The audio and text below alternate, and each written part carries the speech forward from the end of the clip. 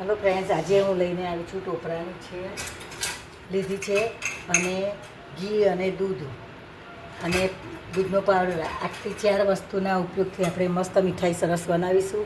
મીઠાઈનું નામ ટોપરા પાક. જુઓ, તેને આપણે 2 ચમચી ઘી નાખી અને આપણે આ ઘરનું મારું મલાઈનું ઘી છે ચોખ્ખું, એટલે 2 ચમચી ઘી નાખ્યું છે. 2 ચમચી ઘી નાખી અને હું એને શેકી લઈશ.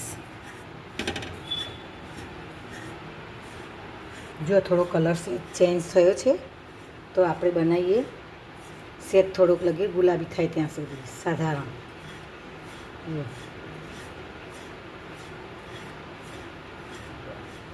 હવે આપણે આ દૂધનો પાવડર અને આ મિક્સ કર્યું હતું દૂધ એ 2 ભેગું કરી અને આ ખાંડ નાખી દેવાની સાથે.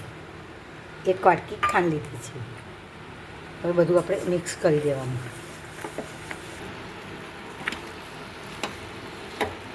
જુઓ મિત્રો, આપણે આ ખાંડ નાખીએ એટલે ખાંડ ઓગળે ત્યાં સુધી જો કે ઢીલું થોડું થયું છે.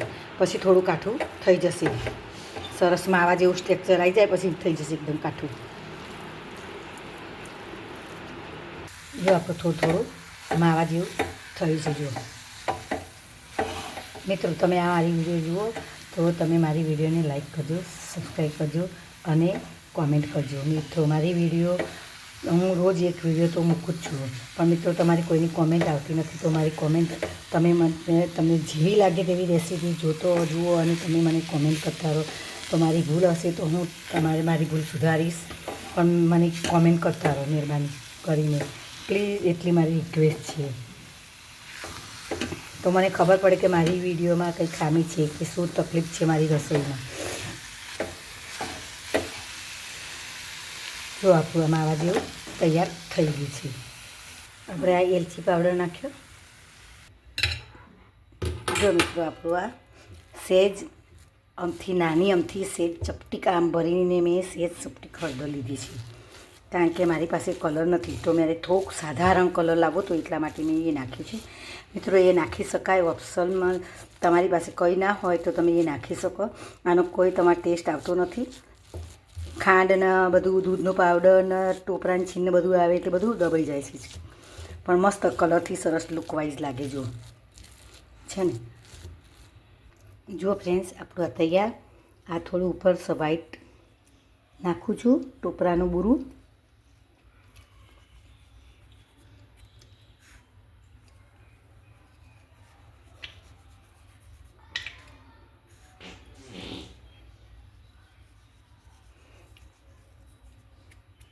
ચાંદીના વર્ક કરતાં આ સારું. ચાંદીનો વર્ક સારો નથી હોતો અને મને ગમતો પણ નથી. હું ઓર્ગેનિકમાં માનવાવાળી છું એટલે હું કશું એવું નાખતી નથી. એટલા માટે હું આ બધું પ્રોપર રીતે જ હું બનાવું છું અને પ્રોપર રીતે જ બધી વસ્તુઓ વાપરું છું. જુઓ, આપણો આ ટોપરા પાક તૈયાર. તો મિત્રો, તમને કેવી લાગી મારી રેસીપી? અને મારી રેસીપી સારી લાગી હોય તો શેર કરજો, સબસ્ક્રાઈબ કરજો અને લાઈક કરજો અને કમેન્ટ તો કરજો જ. થેન્ક યુ, આભાર. મળીએ બીજી વિડીયોમાં. આવજો, બાય બાય.